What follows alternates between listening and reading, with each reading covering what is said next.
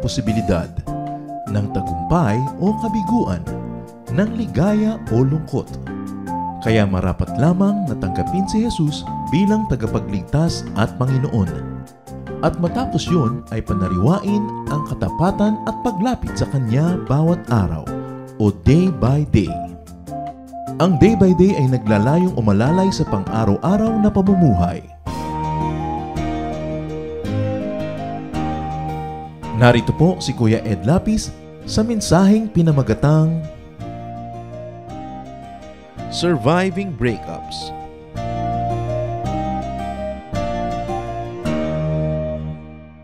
Sabi ng isang awitin, breaking up is hard to do. At talaga namang mahirap yung napapahiwalay ka sa mahal mo sa buhay, lalo yung paghihiwalay nyo ay madugo, masakit at mahapdi.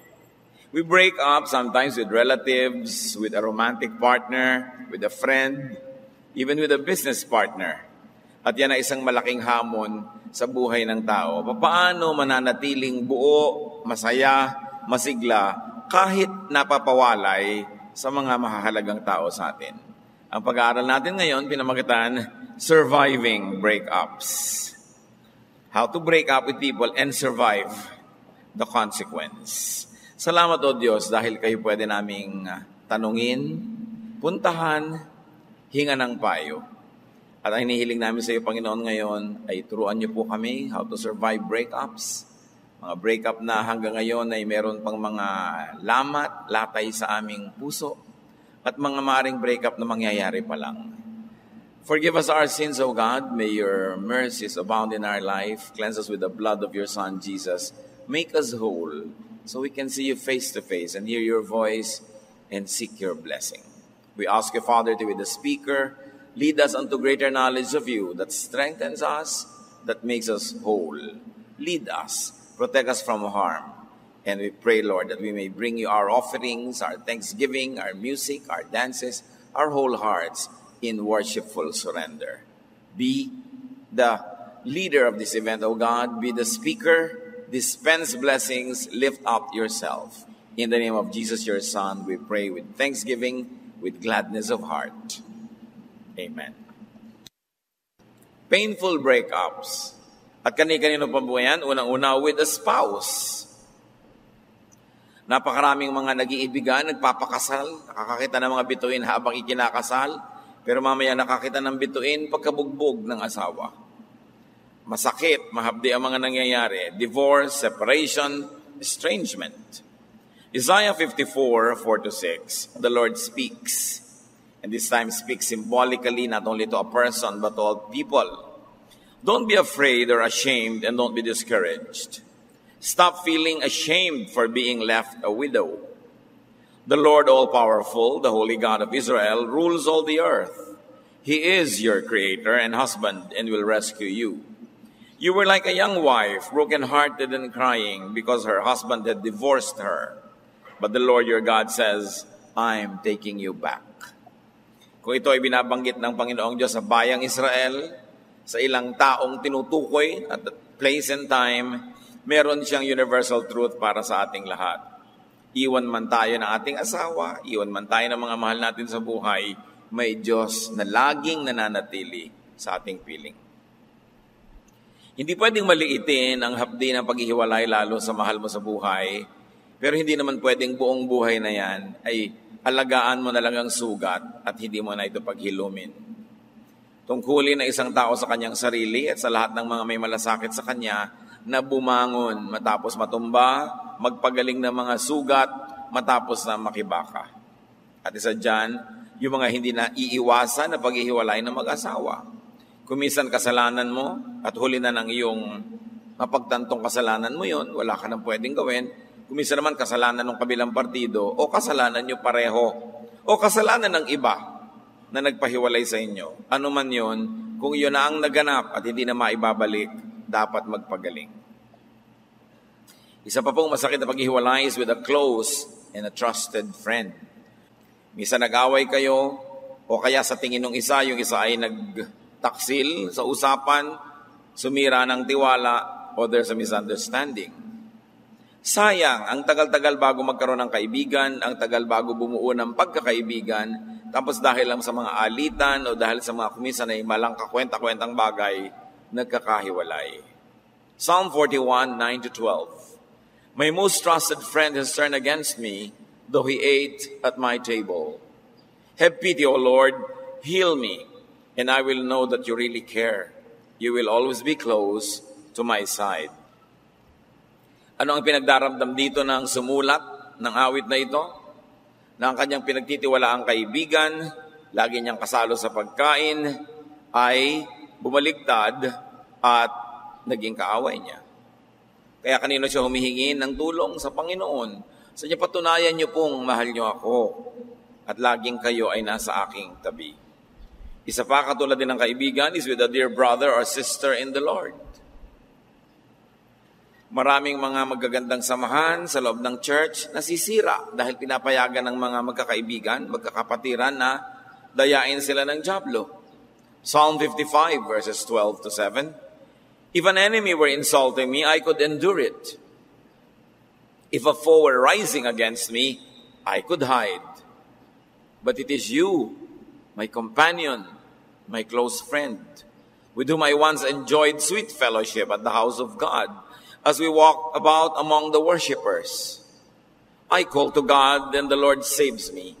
Every evening, morning, and noon, I cry out in distress, and He hears my voice.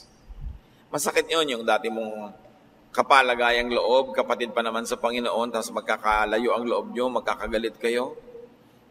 Ang nangyayari tuloy, kung minsan hindi kayo nagpapansinan sa loob ng church, o yung isa napipilitang lumipat kung saan, mahirap din naman yung palipat-lipat. Siguro sa buhay ng isang Kristiyanong talaga naghahanap, isa o dalawang lipat, tapos tama na. Kasi hindi ka natitigil maglipat. Paano yung mga lifelong friends? Iiwan-iwan mo, magsisimula ka naman ng bago. Tumatanda ka, dumadaan ang panahon. Dapat ay nasisinop, naiingatan yung mga nagagawa nating friendships. At kung paano nakakapagod makipag-away at manatiling galit, gamitin nyo na lang yung pagod na yun para makipagkasundo. O huwag makipag-away. Nakakapagod din naman pareho yan eh. Magpagod ka na doon sa ang inuuwian ay kapayapaan. Another painful breakup is with all of the above. Mga napag-usapan na natin, kapatiran, kaibigan, mahal sa buhay, sweetheart, and plus other relatives. Plus associates. Mga nakakasama sa mga proyekto, sa mga gawain. Plus servants and employees. Sometimes naman, mga tauhan mo, empleyado mo na yung bumabaligtad, kayo ito nagkakalayo. Meron ako isang kilalang napakahusay na tao, mayaman, pilantropo, ang buti-buti sa mga empleyado, naudyukan ng mga outsider itong mga empleyado, nag-union at nag-aklas, nagwelga. Sa sama ng loob ng matanda, isinara na lang ang negosyo niya, isinara niya lahat. Kasi ayaw niya makipaglabanan, makipag-bargain sa mga taong hindi naman kailangang mag-bargain dahil ginagawa na niya ng mabuti, naudyukan lang. Sinara. Masakit yung empleyado mo, kinukupkup mo, ginagawan mo ng mabuti, tapos babaligtad pa laban sa'yo. Kakasuhan ka pa sa Department of Labor. Bagamat meron naman talagang employer kuminsan, dapat mo kasuhan. Pero tinitingnan mo rin ang buong katotohanan. At kuminsan, pati mga batang walang musmos, the uninvolved. Dahil sa influence ng matatanda. Hindi ka naman kilala ng bata, galit sa'yo kasi ginalit na ng magulang laban sa'yo dahil galit sa'yo yung magulang. Lahat ng mga breakup na yan, may isang taong naranasan niya lahat yon. Parang nabunto na sa kanya lahat ng breakup. At yun si Job. Job 19:13-19. Matapos mapalagay sa isang napakabigat na pagsubok si Job, nawala lahat ng kabuhayan, naghirap, nagkaroon ng mga sakit, nawala pa ang mga relasyon niya sa buhay. He, meaning God, has alienated my family from me. Sabi ni Job. My acquaintances are completely estranged from me. My relatives have gone away. My closest friends have forgotten me.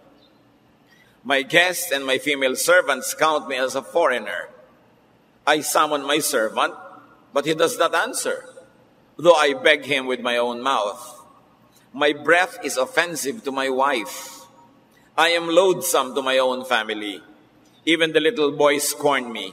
When I appear, they ridicule me. All my intimate friends detest me, those I love have turned against me. Nararanasan po yan ng mga dating mayaman, biglang naghirap, biglang naubos sa mga kaibigan. Kumonte, kung hindi naging zero, yung mga bumabati pag birthday, mga nagre-regalo at nakakaalala. Yan ang naramdaman ni Job. Nung sobra siyang naghirap at nagkasakit pa, nawala ang lahat ng tao. Pati sariling asawa niya, nababahuan sa kanyang hininga. Palibas at wala siyang pera. Siguro kung mapera siya, kahit siguro mo imbornal yung hininga niya, talagang lalanghapin ang buong puso. No? Basta malaki ang entrega. Pero kung wala ka namang entrega, mabaho pang hininga mo, talagang amoy na amoy ng mga nasa tabi. Kaya masakit yung nawawala ng perang sanay na meron, lalo't kung mga kaibigan mo hindi totoo. These were the breakups in Job's life. Talagang extreme. Wala na yatang sasagad pa sa naramnasan ni Job na mapahiwalay, mawalay, mapatid ang mga relasyon. Another painful breakup is with one's master or employer, provider, or protector. A breakup with one's benefactor. Yung tumutulong sa'yo, inaasahan mo na magpoprotect sa'yo. Sa Genesis 21, naramdaman niya ng isang kawawang babae.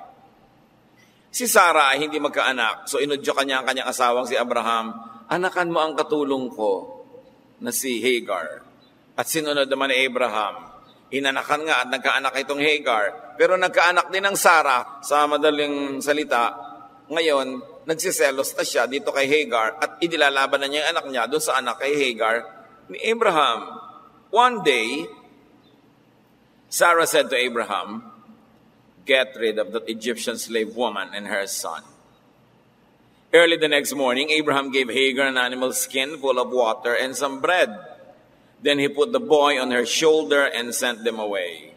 Kita niyo rin naman itong Abraham na itong magaling na lalaking ito, ano? Magaling niya, madapos niyang anakan itong babae, nakatulong niya. Nung sabi na ng First Lady, palayasin mo na yan, total may anak na akong sarili. Pinalayas nga. Binigyan lamang ng konting tubig, ipinasan yung batang lalaki dito sa ina, at pinalakad na sila sa disyerto. They wandered around in the desert. And after they had run out of water, Hagar put her son under a bush. Then she sat down a long way off because she could not bear to watch him die. And she cried bitterly. Maraming mga ganyang babae, masaklap ang kapalaran. Matapos magtiwala sa isang lalaki, bigla na lang siyang aanakan tapos aabandonahin. Lalo't kung may asawa naman talaga yon, huwag kayong masyadong umasa na talagang kayo ay mabibigyan ng lugar. Diba? Na balaga sa banalang ito sa Hagar, iba naman yung kalagayan niya. Slave kasi siya, wala siyang choice. Pero ngayon naman, yung mga kababaihan natin may choice. Huwag niyo naman ipagkatiwala ang inyong buong kapalaran sa isang lalaking may asawa na. At tas aasa-asa kayo kung ako yung mahal mo, iwan mo ang asawa mo. Diba? Nang sa kayo di magkatotoo, nang ibigin kita, lasing lamang ako. Yan ang mga kanta ng mga naaanak ka ng mga may asawa. Tapos, naiiwan at nasasalanta. No? So, ang nangyari dyan, binigyan nga ng konting tubig at pinalakad sa disyerto. Ano ba naman na itatagal ng tubig na yon? So, nung wala nang makataas na tubig, inilagay na lamang ng kawawang babae yung kanyang anak na bata sa lilim ng isang tinik, isang maliit na puno. At lumayo siya dahil hindi niya makayang tingnan habang namamatay ng unti-unti yung bata. At buong kapaitan siyang lumuha. Sinasabi niya siguro, matapos niya akong gamitin, yung mag-asawang yan, sila ang nag-connive na anak-anak ko pagkatapos gaganituhin ako. In Hagar's case, it was a breaking up with the beneficiary, actually a user. The woman who used her, Sarah, and the man who impregnated her. Doble sakit, ha? At marami mga babae, hindi natin sila inuunawa, hinuhusgahan natin sila agad. Pero ganito sinasapit nila, nagtiwala o kaya ay labag sa kanilang kalooban, pagkatapos sila pa ang mamasamain ng mundo pagka nangyari sa kanila ang ganito mga bagay. Let's take a look at the painkiller in breakups. Masakit, given na yan. Siguro kayo man nag-i-imagine na may mga breakup na naganap sa inyong buhay. Ewan ko kung may kaligtaan pa tayong isama sa listahan natin ng mga relasyon na napatid dahil sa breakup. But the real painkiller in breakups is the Lord. Wala naman talaga ibang hihigit. Panginoon, ang ating Diyos na nasa ating puso, siya lang ang tangi, pinakamabisang gamot sa lahat ng uri ng paghihiwalay.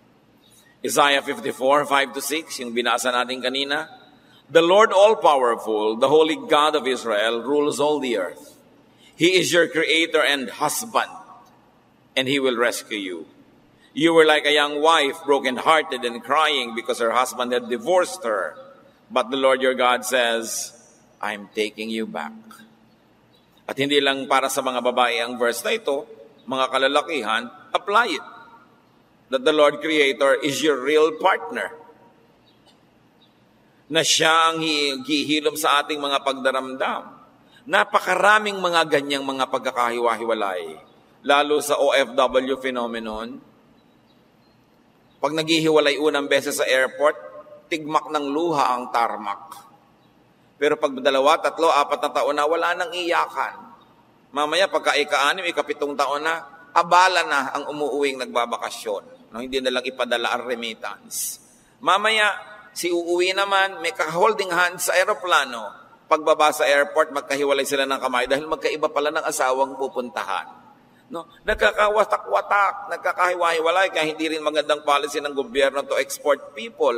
Dapat band-aid solution lang yan, pang first aid, pero hindi dapat state policy. Kasi sobrang nagkakahiwa-hiwalay ang mga mag-aasawa. Siyempre sa una, mahapde. Pero ang tao, mag-a-adjust yan ipoprotect mo ang damdamin mo. So hahanap ka ng aliw. Hahanap ka ng ligaya, ng saya. Mabuti kung nabunton yung lakas mo sa mga Bible study dun sa abroad, doon ka umattend. Paano kung sa iba napunta? Na para huwag ka nalang mabaliw sa lungkot, sa mga dami ng humihingi sa iyo at na babalisa ka na at natuturete ka na, o kaya sa mga lalim ng mga depression mo, plus yung frustration mo sa pagtatrabaho na halos apihin ka, ang mapagbubuntunan mo talaga kahit sinong magbigay sa'yo ng kahit konting pagtingin. At nakaka-develop siyempre yon. Hindi rin natin pwedeng i-demonize ang ganyang mga pangyayari because people do something to cope. Sabi nga ng isang kata, let the devil take tomorrow, but tonight I need a friend. Dahil pag napakalalim ng gabi at napakahirap ng nararamdaman mo, halos ikabaliw mo, talagang maghahanap ka ng ginhawa. Nakaka-develop tuloy. Yung mga una mong mga commitment, nasisira. Nawawasak ang mga pamilya. Kaya dapat sa paghihiwalay, ang Panginoon inuuna nating ilagay sa ating puso. Lalong-lalo, kung malayo tayo sa mga mahal natin sa buhay at malapit tayo sa mga tukso, dapat ang Panginoon bigyan ng pansin. Sa Kanya lumapit, sa Kanya humingi ng ginhawa. Have the Lord as husband. As protector, benefactor, provider, companion. Be close and stay close to God. Kayo na maghihiwalay pa lang dahil sa mga dahilan na hindi nyo maiwasan, kayo magkahiwalay na, o kayong talagang naghiwalay na, ang Panginoon ang laging karamay natin. Paano naman sa mga magkakaibigan? Psalm 41, 9-13, binasa na rin natin. My most trusted friend has turned against me, though he ate at my table. Have pity, O Lord. Heal me so I can pay them back. Then my enemies won't defeat me, and I will know that you really care. You have helped me because I am innocent, and you will always be close to my side. You, the Lord God of Israel, will be praised forever. So pray to the Lord. Rely on God's help, and rely on God for help and companionship. And whatever happens, always praise God. Miracles happen when you praise God, especially when you really mean it, in spite of difficulties around you. This always work. Yung mananalangin, aasa sa Panginoon at magpupuri. Si Job, ano ang kanyang naging ginhawa? Job 19, 25-27. I know that my Savior lives, and at the end, He will stand on this earth. My flesh may be destroyed, yet from this body, I will see God. Yes, I will see him for myself and I long for that moment. Kahit na parang isinusuko na ni Job ang laban, lost case na, sabi niya, kahit pa nga ako mamatay, kahit tapos ang daigdig, alam ko, makikita ko ang Panginoon. So ang solution ni Job, ang comfort niya, ang ginhawa niya sa kabila ng, sa tingin niya, Diyos naman talaga ang pumayag para magkaganon-ganon ang buhay niya. At totoo naman, pero kay Job, God pa rin. Walang mapapala ang isang taong nalulungkot na nga, nag-iisa na nga, nawalay na nga sa mahal sa buhay, tapos lalayo pa sa Diyos. Magtatampo pa sa Diyos, magagalit pa sa Diyos. Kanino ka nakakapit? Si Satanas talaga natira. Gusto mo yun? Kaya kahit hindi mo naunawaan ang nangyayari sa iyong buhay, hindi ka payag sa nangyayari sa buhay mo, hindi ka sang-ayon na deserve mo yan, huwag na huwag kang bibitaw sa Diyos. Siya pa rin ang ating pag-asa. At habang nakakapit ka sa Diyos, anumang lakas, hindi ka kayang itumba ng ganap. Nadadapa ka, nasusugatan, nagagalusan, pero hindi ka kayang sirain ang ganap habang ikaw ay nasa presensya ng Diyos. Job 16:19-20, even now, God in heaven is both witness and my protector. My friends have rejected me, but God is the one I beg. Sabi niya, kahit pa nga lahat ng mga kaibigan kong pinakamatatalik, bumaligtad na rin, tumalikod na sa akin, sa Diyos pa rin ako lalapit. So kay Job, God pa rin. In Job 27:2-6, I am desperate because God all-powerful refuses to do what is right. As surely as God lives and while He gives me breath, I will tell only the truth. Until the day I die, I will refuse to do wrong by saying, you are right. Because each day my conscience agrees that I am innocent. Alam niyo ang kasaysayan ni Job, napakalinis, napakabuti, makadiyos siyang tao, pero nalagay sa pagsubok. Sabi ni Satanas, mabait naman yan, makadiyos naman yan kasi binibless Subukan mong tanggalin ang blessing pagka hindi sinumpakan yan. So sunod-sunod na dagok ng buhay ang dumating kay Job. Alam niyang wala siyang kasalanan, pero namatay lahat ang anak niya. Nabawala lahat ang kanyang kayamanan, nagkaroon pa ng sakit ang katawan niya, nabalot ng mga bukol at sari-saring mga galis. Ang mga tao bumaligtad na sa kanya, ang mga kaibigan niya, sinasabing umamin ka na, sigurado makasalanan ka kasi hindi ka naman magkakaganya kung hindi ka talaga nagkasala. Pati asawa niya, sabi sa kanya, why don't you curse God and die? Praise God ka ba dyan? Nagkaganyan-ganyan na yung buhay natin. Wala na siyang natirang kakampi. Sabi ni Lord, sabi nitong si Job kay Lord, Lord, kahit parang kayo, hindi ko na rin kakampi because you refuse to do right, but hindi niyo ako hanguin dito. Alam niyo naman wala akong kasalanan. Pero sabi niya, hindi pa rin ako gagawa ng masama. Hindi ko dudungisan ang aking konsyensya dahil yun na lamang ang kakampi ko, yung sarili kong budhi. So ano ang talagang kinapitan ni Job? Job's comfort when he thinks that God has deserted him and in fact is allowing all of these difficulties to happen to him, he is held fast to his righteousness. It was steadfast. Sabi niya, kahit alam ko na wala akong ginawang mali at kahit alam kong parang pinapamayaan ako ng Diyos, basta hindi pa rin ako gagawa o mag-iisip ng mali, yan na lang ang natitira kong kaulayaw sa aking buhay, yan na lang naisa kong comfort, natirang kaisa-isa na ginhawa ng kalooban ko na ako'y hindi gumagawa o nag-iisip ng masama. There was no break-up between Job and himself. There was a break-up with everybody, but he survived because he did not break up with God, though he thought that God was behind all of his difficulties, and he did not break up with himself. Alam niyo, ang tao basta buo ang loob, mananatiling matagumpay. Hindi hinati ni Job yung loob niya. Alam niyang mabuti siya, patuloy siyang gumawa ng mabuti. Hindi yung alam mong masama ka, tapos nagbubuti-butihan ka, hati ka nun.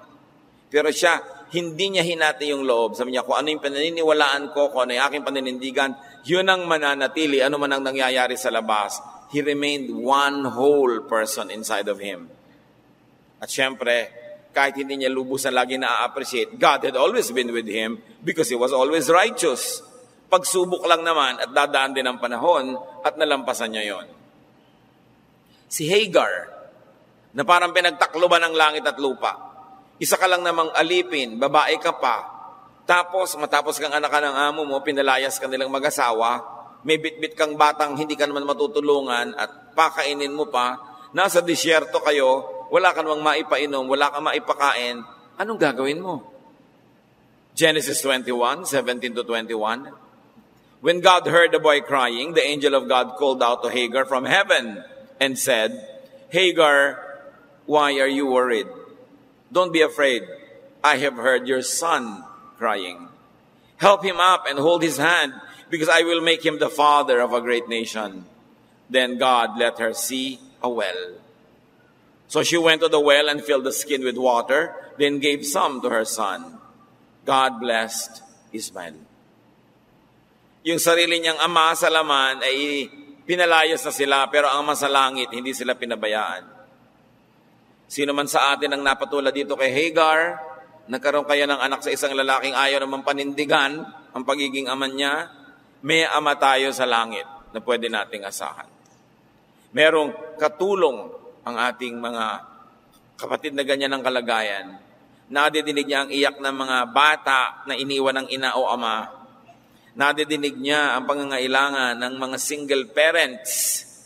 Kaya ang Panginoon ang tumatayo sa lugar na yon, ano man ang circumstance ng pagkakabuntis mo at pagkakapanganak, ang Panginoong Diyos ay Diyos pa rin at tumutulong pa rin. Kaya tayo naman mga nasa paligid, kung hindi tayo tumutulong, huwag na lang tayong manghusga. Huwag na lang tayong mangusig. Wala namang babae na nung elementary, inilagay niya sa slam book, ambition, maging kerida. Wala namang ganon.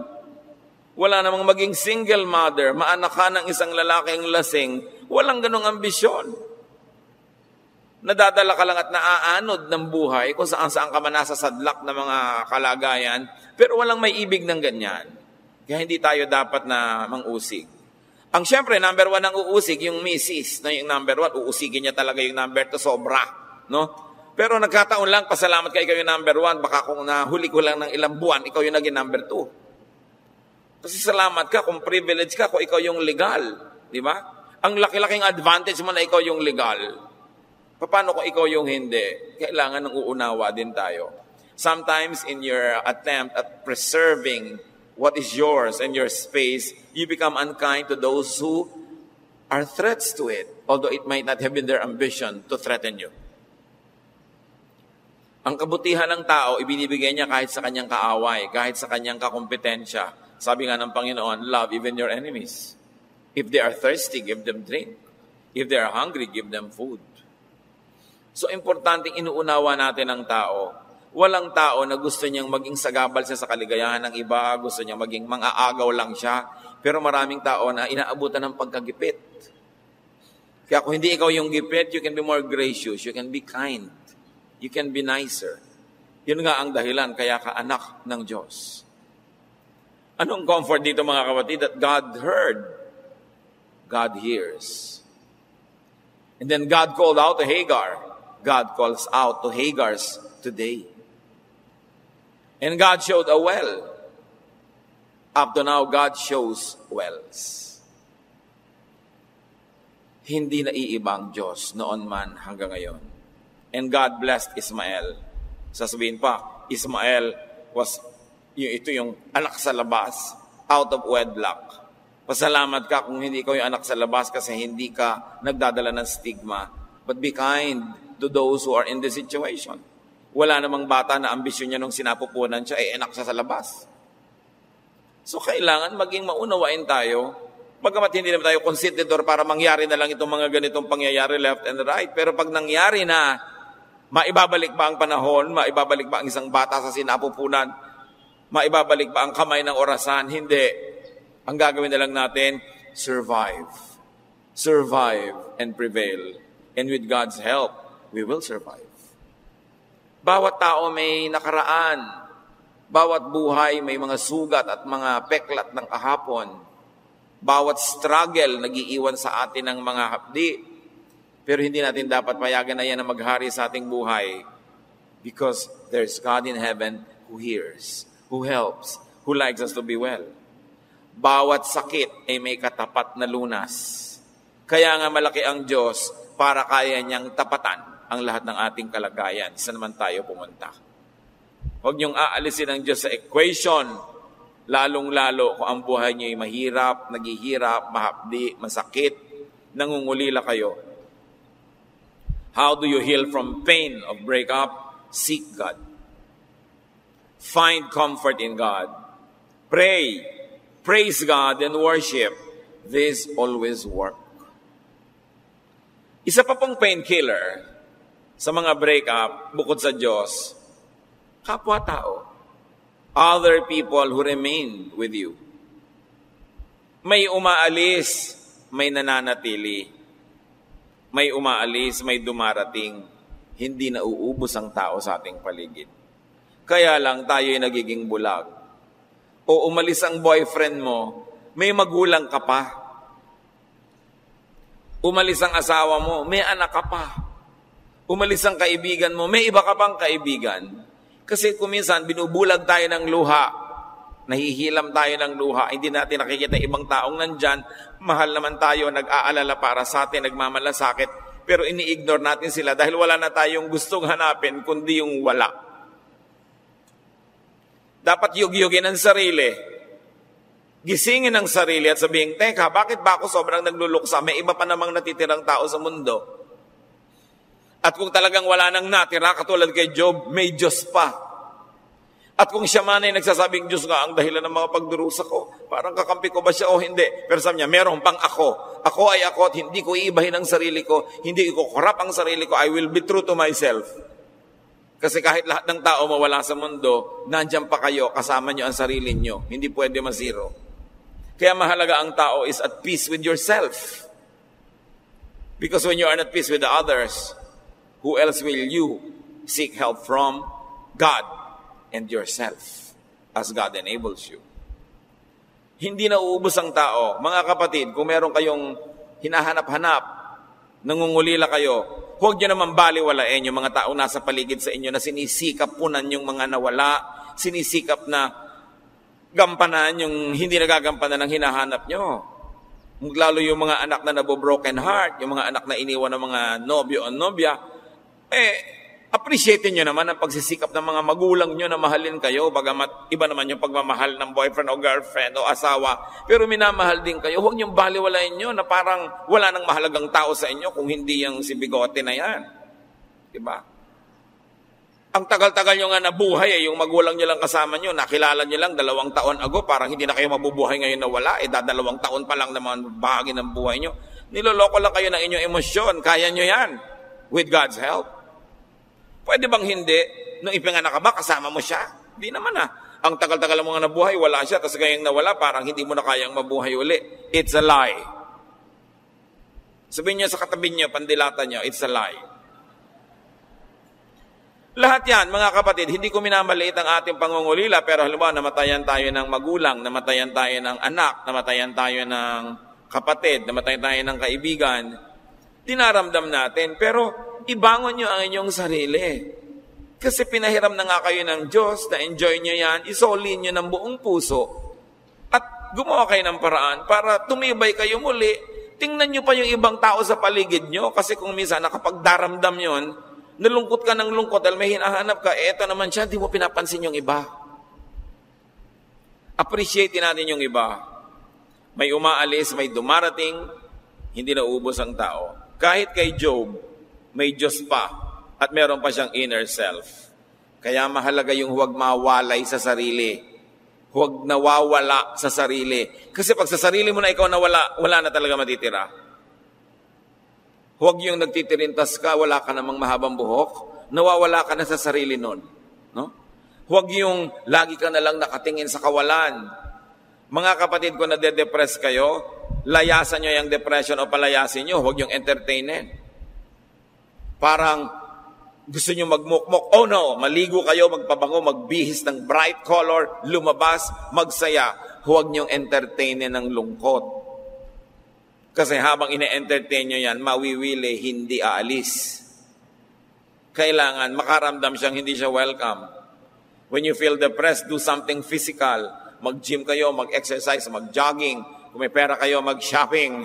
Diba? Mahalaga rin yung retail therapy. Kung meron kayong magagawa, libangin ang mga sarili, huwag na huwag kayong magmukmok at huwag kayong makikibarkada sa mga mahilig magmukmok. Kung minsan may mga asosasyon ng mga taong itinakwil ng Diyos, huwag kayong sasali doon. Mga samahan ng mga taong naaawa sa sarili, you will never get anything out of that.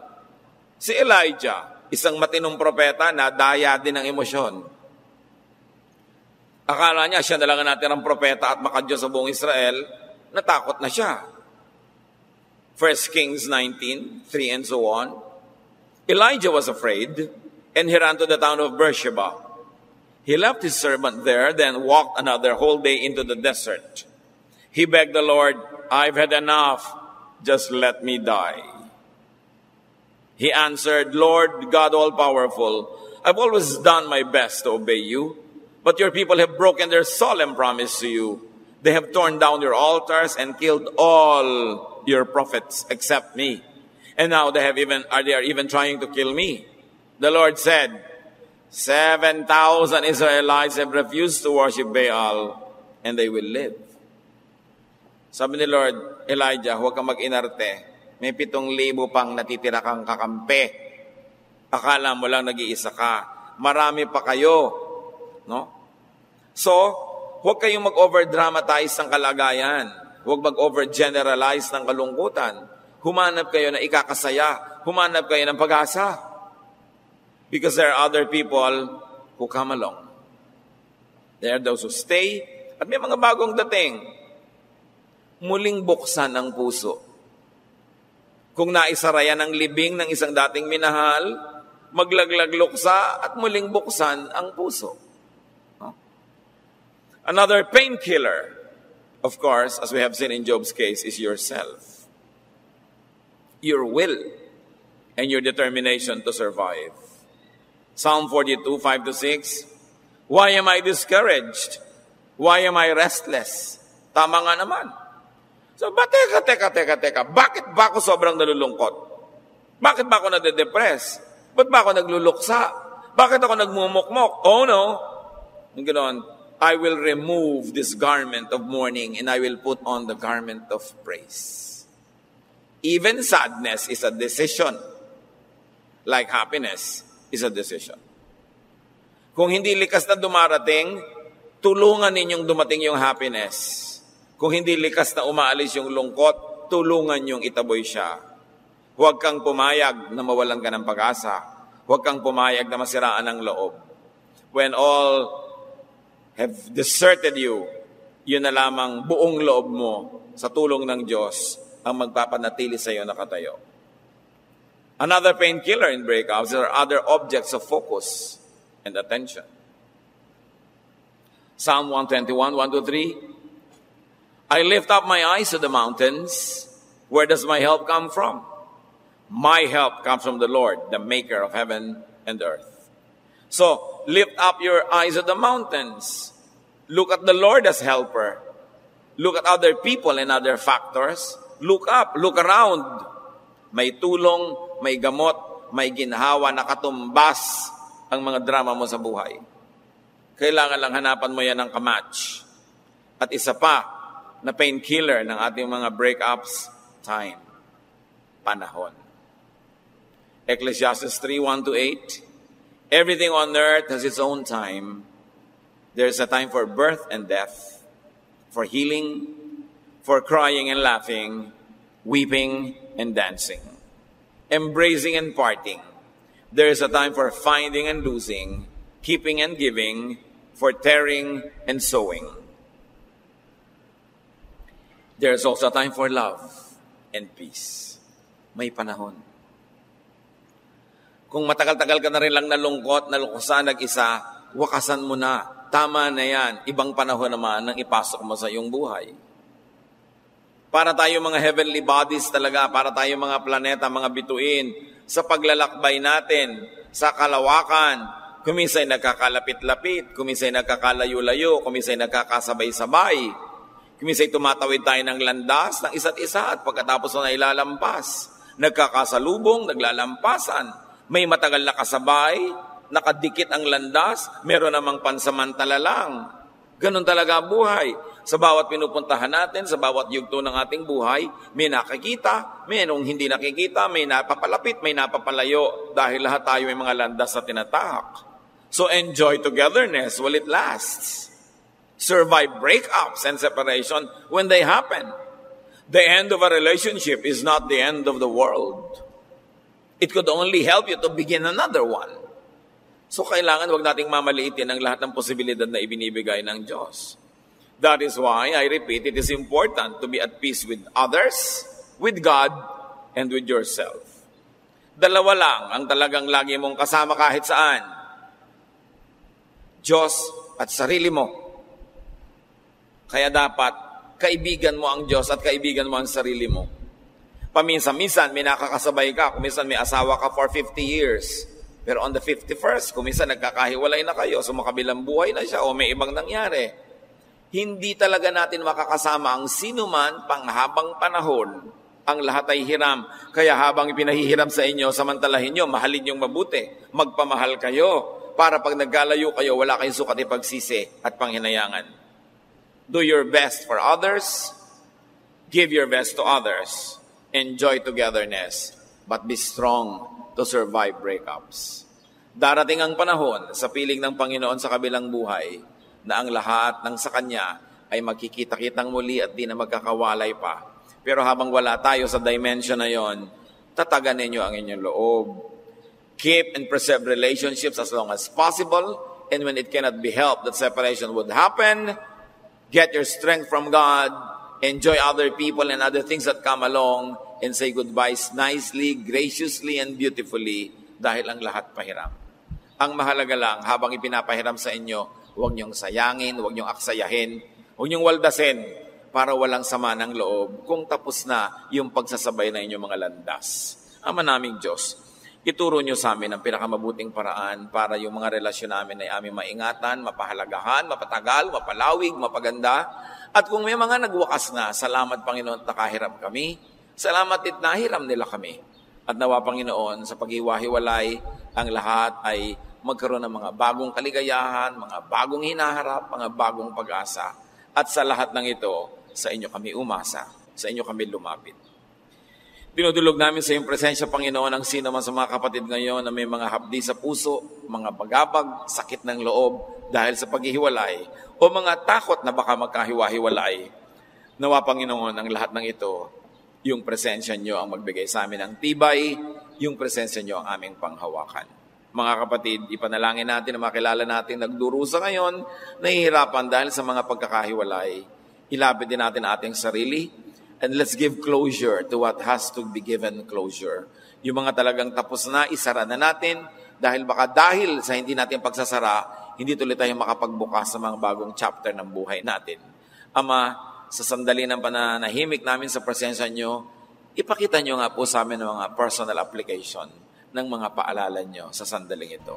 Let's be with the Lord in silence, and may we be blessed by His Spirit and love.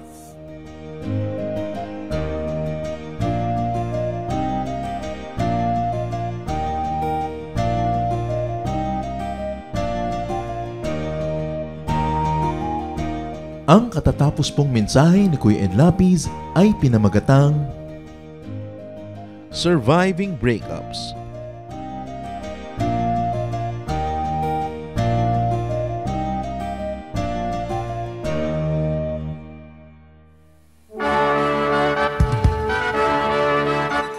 Halina't sama-samang sumamba at magdiwang sa Day by Day Jesus Celebration kasama si Kuya Ed Lapiz. Bulwagan ng Panginoon PICC, one Sunday a month, Philippine International Convention Center, Rojas Boulevard, Pasay City. All other Sundays sa mga Day by Day mini bulwagan ang pagtitipon. Para sa buwan ng Oktubre, gaganipin ito sa October 6, 2024. 8 a.m. ang First Jesus Celebration, 10 a.m. naman ang Second Jesus Celebration. Para sa iba pang detalye, bisitahin ang ating official Facebook page, Day by Day Friends.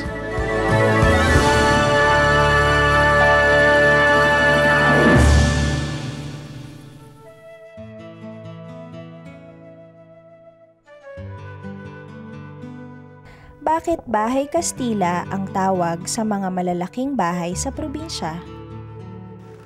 Isa ito sa mga maling tawag siguro na nakagawian natin, tawagin na Bahay Kastila, yung mga bahay na bato, bahay na tisa, sapagkat halos wala namang nagtira mga Kastila dyan. All throughout the Spanish regime, halos isang Kastila lang ang nasa isang bayan at yun yung kura. Yung mga nakatira dyan sa mga plaza ng mga malalaking mga bahay, yan yung mga descendants ng mga datu, ng mga maharlika. O kaya sila yung mga yumaman sa komersyo. Mga Pilipino yan. Kaya hindi dapat tawagin Bahay Kastila, kundi Bahay Filipino. Ito'y nag-evolve lang naman na bahay kubo sapagkat sa korte, sa mga bintana, makikita mo kapis ang ginagamit. Yung paggamit niya ng espasyo sa loob, walang masyadong marami mga dibisyon, maaliwalas, lahat ng aesthetics at function yan ay napaka-Pilipino. Kaya ang dapat tawag dyan, Bahay Pilipino.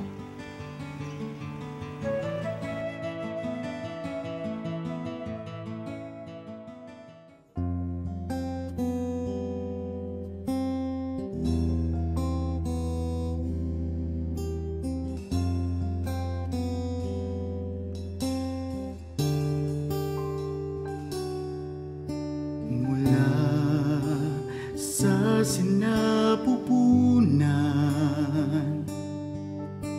ako'y iyong kilala.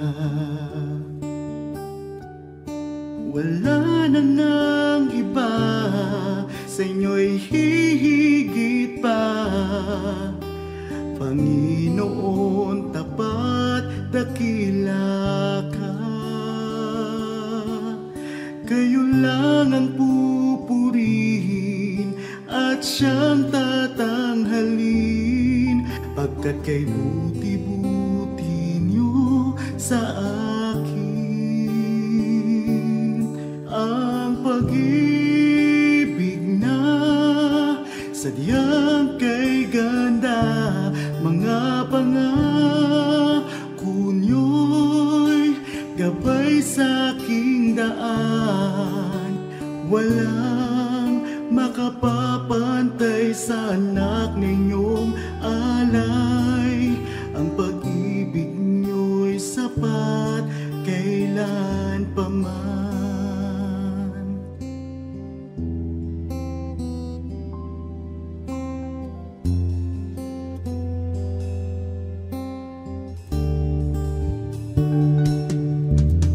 Tinawag niyo akong kaibigan, kahit na ako ay pariwara. Sagat sa labis ang inyong pagmamahal, sa tupang sa kawan na nawala. Kung aking bibilangin bawat butil ng buhangin, ang habag niyo'y ganon karami rin. Ang pag-ibig niya sadyang kay ganda, mga pangako niyo'y gabay sa aking daan. Walang makapapantay sa anak na inyong alay.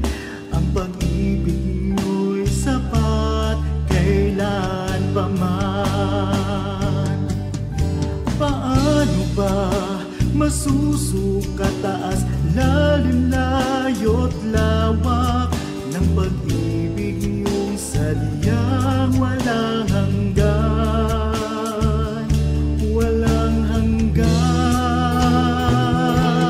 Ang pag-ibig na sadyang kay ganda, mga pangako niyo'y gabay sa aking daan. Walang makapapantay sa anak na inyong alay. Ang pag-ibig niyo'y sapat kailan pa man. Ang pag-ibig niyo'y sapat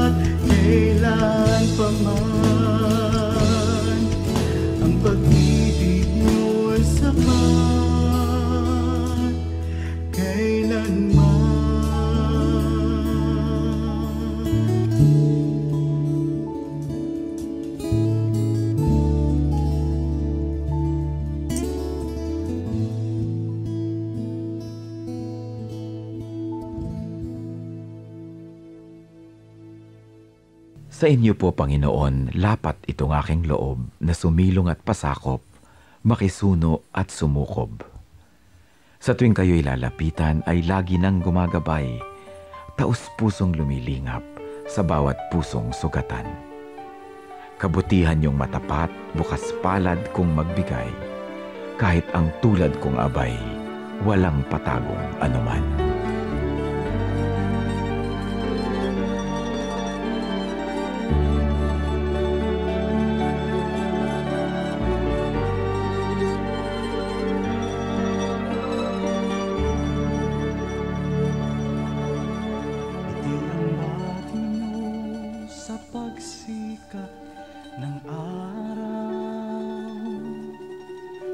Sa karilagan ng takip siling at sa kandili nyo ako'y hindi maliligaw. Datnan man ang unos sa lalim ng dilim. Kung sisikapin kong bilangin ang mga bituin, isa-isahin ko man bato sa buhangin. Walang makahihigit sa lawak ng iyong pagtingin, sa kalinga niyo pagmamahal sa akin. Alleluia, Alleluia, Alleluia,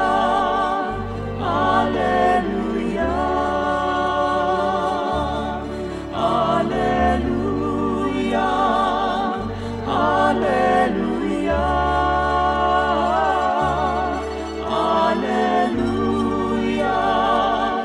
Alleluia.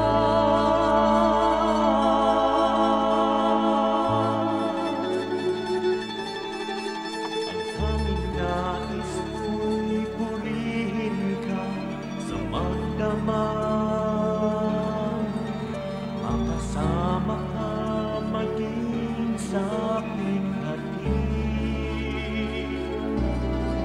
Ako'y nagagalak sa kaligtasan niyo't habag. Pagkat paglapit ko, ngiti ang iyong bati. Alleluia, Alleluia,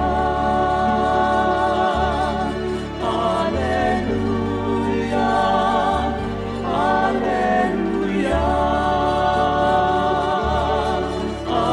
Alleluia, Alleluia.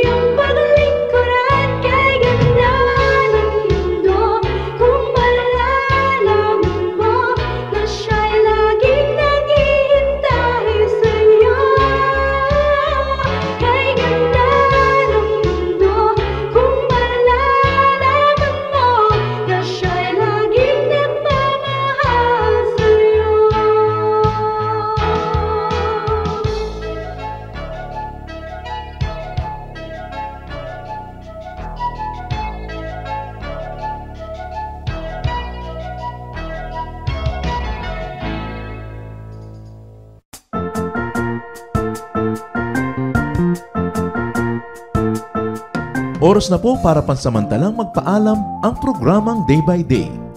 Tayo po'y magsama-sama tuwing ika-6 hanggang ika-7 ng umaga, araw-araw.